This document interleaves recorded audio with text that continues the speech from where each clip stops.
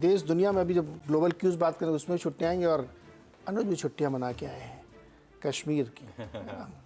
दुनिया में अगर धरती में कहीं जन्नत है तो कश्मीर है। अनुज उन प्रिविलेज लोगों में से है जिनको एक वाइट क्रिसमस एंजॉय करने का मौका मिला। वेलकम बैक अनुज। नहीं जी, गुड मॉर्निंग #, गुड मॉर्निंग। बिल्कुल, आप सबको क्रिसमस की शुभकामनाएं। फिर से हमारे दर्शकों को भी फिर से क्रिसमस की शुभकामनाएं। देखिए, मैं एक चीज़ कहूँगा, एक होता है सुनना, पढ़ना, और एक होता है जाके उसको ऑब्जर्व करना। और मैं एक चीज़ कहूँगा, पिक्चर्स ना फुल जस्टिस नहीं कर पाती हैं कई बार। मतलब आप कितने भी अच्छे कैमरा से कोई भी फ़ोटो ले लें, वो जो गुलमर्ग की वादियों में, जो पहलगाम में जो मैंने नज़ारा देखा, वो मेरे ख्याल से मुझे एक अलग जगह ले गया, एक अलग रिजुविनेशन में ले गया वो मुझे। और मैं थोड़ा सा इसकी बात इसलिए भी कर रहा हूँ क्योंकि ये हमारी मार्केट के लिए भी इम्पॉर्टेंट है। उसमें बताता हूँ क्यों। टूरिज़्म जो है वो एक हमारे जैसे देश में एक बहुत अनफॉर्चुनेट चीज़ थी कि एक थाईलैंड जैसा छोटा सा मुल्क हमसे मतलब 3 या 4 गुना ज़्यादा टूरिस्ट ले जाता था, ठीक है ना। जबकि हमारे पास मेरे ख्याल से वर्ल्ड की बेस्ट कोस्ट लाइन्स में से एक है, 2 हैं एक्चुअली, हाँ। एक भी नहीं, 2 हैं, दोनों ईस्ट और वेस्ट साइड पर। और मेरे ख्याल से बेस्ट माउंटेन रेंज है, मतलब उससे बेटर कुछ हो नहीं सकता। जो पूरा का पूरा कश्मीर, जो हिमालयन रेंज है, जो कश्मीर से शुरू होता है और ऑल द वे सिक्किम तक जाता है, पूरा नॉर्थ से लेकर नॉर्थ ईस्ट तक जाता है। आप इतना बड़ा रेंज है वो, उसमें कर सकते हैं, आप कहीं भी जा सकते हैं। ये अपने आप में एक बड़ा सेक्टर ओपन अप होने वाला है, बहुत बड़ा सेक्टर ओपन अप होने वाला है। ये ऐसे ही नहीं चल रहे हैं Indigo, Indian hotels, lemon tree, ये सब। कश्मीर में एक और चीज़, अब तक लोगों को डर लगता था जाने में, मुझे खुद डर लगता था, लेकिन मैं एक चीज़ कहूँगा, प्लीज़ जाइए कश्मीर। और कश्मीर अब हील हो रहा है और कश्मीर को हीलिंग की ज़रूरत है, और हम सबको ज़रूरत है कि थोड़ा थोड़ा अपनी तरफ से कंट्रीब्यूशन करें।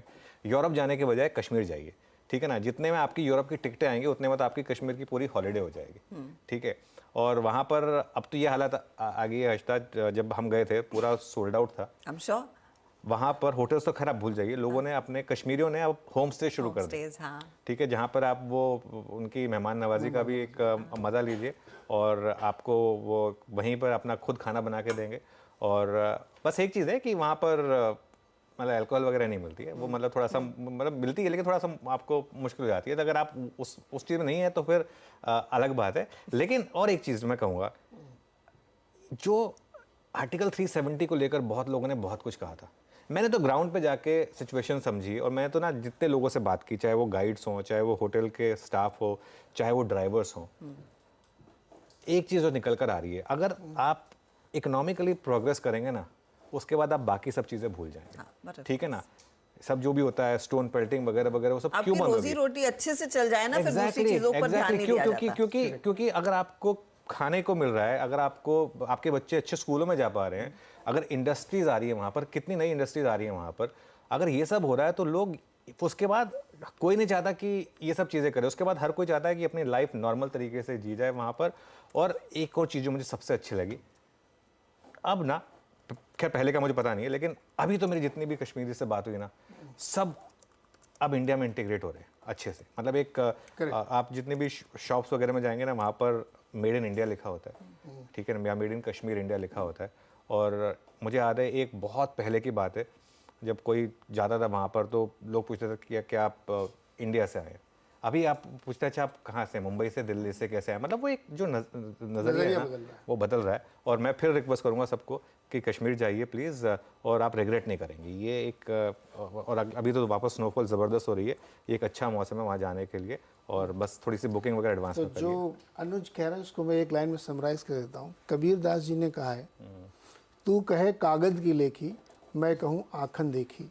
तो गो एंड एक्सपीरियंस है, बिल्कुल, खाली पढ़ो लिखो सुनो नहीं, जाइए कश्मीर। मुझे लग रहा है हमें एक तो गाबा जी तो थे ही कश्मीर के ब्रांड एम्बेसडर, दूसरे Anuj but you must go and ski with Gaba sir का मुझे मैसेज आया, गाबा सर का मुझे कल मैसेज आया। गाबा सर ने मुझे बोला, गाबा सर ने कहा मुझे कि अनुज मैं गारंटी दे रहा हूँ कि आप अगले 1 साल में एटलीस्ट 2-3 बार और कश्मीर जाएंगे। और ये सच बोल रहे हैं गाबा सर। मैं ऑलरेडी एक प्लान बना रहा हूँ कि अब जो पीक स्नोफॉल होगा जनवरी फरवरी का, उसमें अगर एक मौका मिल जाए। एक दिक्कत ये थी कि बस अब तक जो है ना, वो डायरेक्ट फ्लाइट इंडिगो की थी नहीं, लेकिन मैं एक ही फ्लाइट थी डायरेक्ट, वो मैं लेना नहीं चाहता था। मैं नाम नहीं लूंगा एयरलाइन का, लेकिन वो एक ही डायरेक्ट फ्लाइट थी, वो मैं लेना नहीं चाहता था। बहुत क्लियर था, फैमिली के साथ था इसके लिए, तो हॉपिंग फ्लाइट ली थी। तो वो सिर्फ एक था, लेकिन मेरे ख्याल से अब जनवरी फरवरी से शायद वो इंडिगो की वापस शुरू हो जाएगी। जो डायरेक्ट श्रीनगर जो फ्लाइट डायरेक्ट श्रीनगर की फ्लाइट है, क्योंकि बॉम्बे टू श्रीनगर सीधा एक फ्लाइट। अच्छा, एक और चीज़, श्रीनगर एयरपोर्ट से जब आप उड़ते हैं उसके बाद जो अगला आधा घंटा का नज़ारा है ना, आप वो उसमें आपको विंडो सीट ही लेनी है, चाहे ज़्यादा पैसा दे के आपको लेनी है, लेकिन लेनी विंडो सीट ही है आपको उसमें। और वो जो मैं कुछ फोटोज़ और वीडियोज़ लिए थे वो मैं डालूंगा, वो एक अलग लेवल के थे। लेकिन जब गाबा सर ने बिल्कुल सही कहा, मुझे समझ में आ रहा है गाबा सर क्यों साल में 2 बार कश्मीर जाते हैं। मतलब उनको आधा दिन भी मिले तो कश्मीर हो आएंगे। बस एग्जैक्टली। चले, तो इसी बढ़िया नोट पर हम कर रहे हैं इस कार्यक्रम की शुरुआत। और